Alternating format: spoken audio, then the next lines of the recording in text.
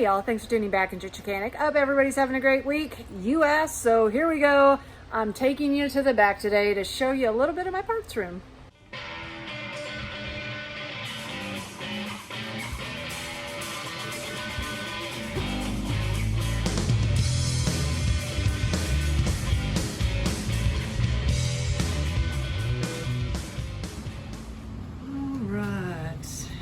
Lots of blades, and you can never have them all. There is just too many mowers out there, but I keep a lot of the common ones in stock. Now we go to the parts room. Probably over 50,000 in parts here. Let's see what we got. So this shop was opened up in the 1980s and business boomed for decades. When it closed down for a little bit, we decided it had a clientele base dying for it to be here, and we reopened it in 2011. And when we did, it had a treasure trove of parts. So the previous owner would buy out old shops that were shutting down, buy out inventory of businesses that was closing. So they had so many parts that other shops just didn't have. So on top of keeping all the everyday parts that we sell all the time, we also have tons of stuff from the last 50 years. Starting out, we have books. Back in the day, before there was the great age of internet, if you wanted to look something up, you went to one of these huge big books here. There's a snapper book with all the different models of walk-behind mowers, riders, everything like that, and you looked it up that way. I almost preferred this compared to the internet, but you know, times are changing.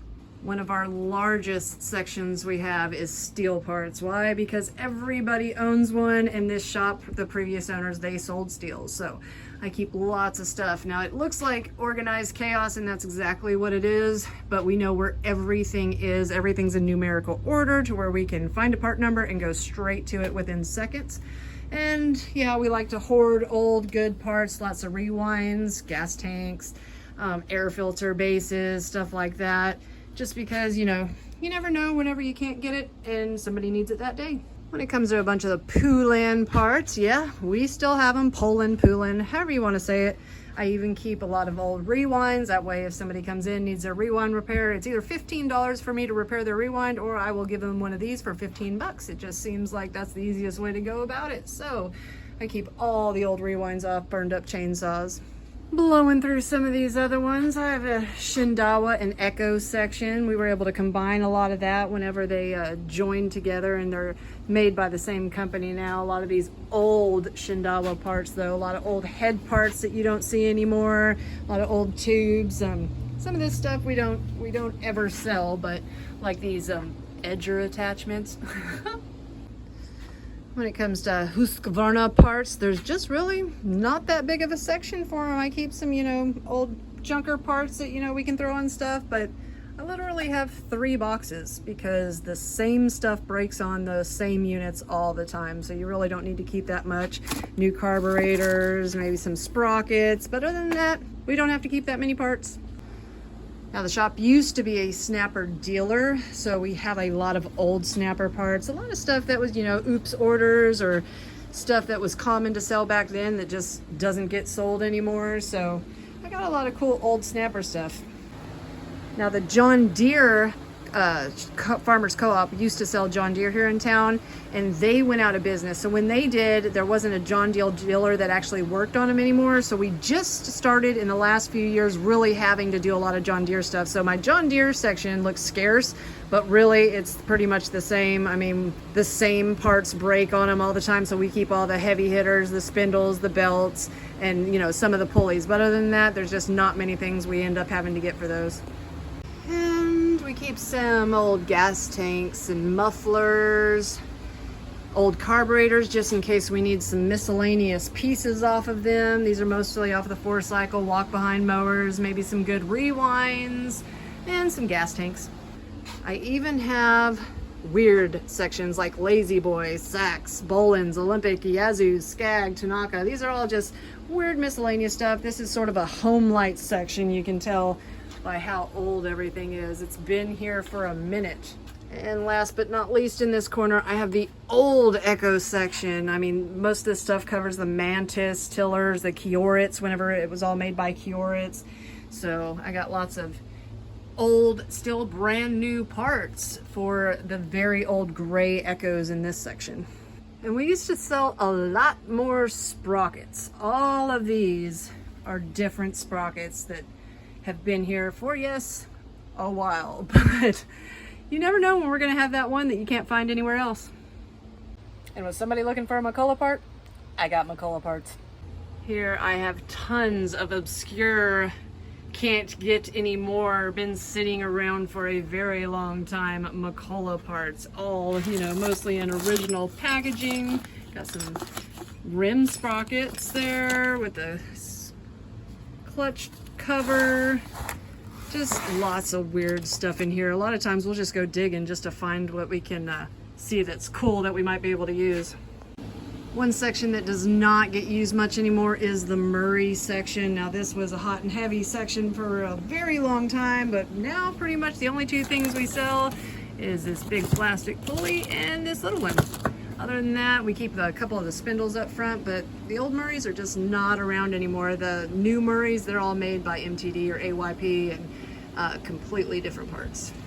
All right, so let's check out this other side.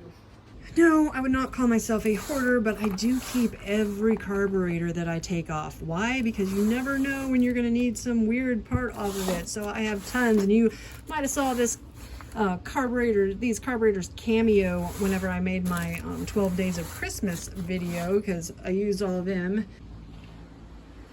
Next, we come over to the Lawn Boy section. I have tons and tons of old Lawn Boy parts. Of course, none of these are ones that ever get sold anymore or that anybody ever really needs. So really, I don't even know what to do with this section because we actually never sell anything out of this Lawn Boy section, and it's quite extensive. It goes into some of the old Toro stuff, and we just don't see them anymore. In our AYP section, which covers pretty much Sears, Craftsman, and Husqvarna stuff, we carry all the pulleys, belts, spindles, and cables. Definitely lots of cables. All the belts hang up there, and that goes into the MTD belts, which the MTD section's right here, and we have lots of stuff for MTD also. But some of the most common things we sell anymore, you know, blade adapters, definitely the pulleys, and lots of cables. Oh, so from here we pass by the chain room. This is where we make all of our chainsaw chains. We buy them in 100-foot rolls and cut them, put them back together. Got the fan going in there. Here's some saws that are either not worth fixing or waiting on parts. Some other stuff we're just keeping to go through and throw away. This is all non-repairable stuff sitting over here. And right back in the parts room, I've got my Kohler section. Lots of air filters, oil filters. And when it comes to parts, I just don't have to keep that many that are common sellers. I mean, we do order every day and get stuff 24 hours later, so it's not often that we aren't able to get something really quick. So really, this is the main box that we have carburetor kits in, and that's about it for the Kohler section. Back here, I keep some weird transmission stuff. We used to have a go-kart section, but we quit doing that because that's never fun. And we've got Kawasaki and Honda stuff. We don't see them that often, so we don't keep many things other than, you know, air filters, some rewinds. You know, this thing goes out like crazy, so we sell a ton of those rewinds, those plastic ones, maybe some wheels, but other than that, we don't keep much of that stuff back here. But then we have the dark hole where the lights are out, and this is, ta-da, the Tecumseh section, where we have to bring a flashlight because the light doesn't work. And we have tons of old Tecumseh stuff, like 10 of the same muffler, and lots and lots of old Tecumseh stuff. So we definitely probably have a old obscure part if you needed it. But the main box that we go to is this one because it has all the carburetor parts, and that's what is always bad on those Tecumsehs. So other than that, lots of stuff that we just don't really sell anymore. So when we come back down front, we got Toby the kitty. What are you doing? Oh, he's taking a nap. He lives here and he's spoiled rotten. And he's sleeping in a trimmer head box that he loves with his blankie. So, up front we keep all the hot items, Briggs & Stratton stuff that we sell all the time. Once again, everything's in numerical order so we can find it really simple, but we have lots and lots of old stuff. I mean, when it comes to, you know, old obscure Briggs & Stratton parts, we probably have them. Let's see, a really old rewind spring, and what is that, a thermostat in there? I don't even know what that is. And yeah, we have tons and tons of old Briggs parts, so it just keeps going all into the new stuff, which seems like they're coming out with a new air filter every day, which is sort of crazy. Behind here I got fast selling parts, pull ropes, spark plugs.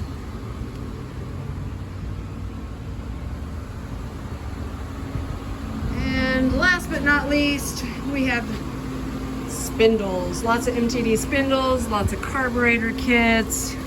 Got the Walbro kits, the Zama kits, and that's about it. So that's it. My parts game is pretty strong. So thanks for tuning back into Chickanic. You can find us on Facebook at facebook.com/Chickanic. You can find us at Chickanic.com, where you can get your own t-shirt, hoodie, or long sleeve shirt, or go over to Instagram and find us at The Real Chickanic. Thanks, and have a great day.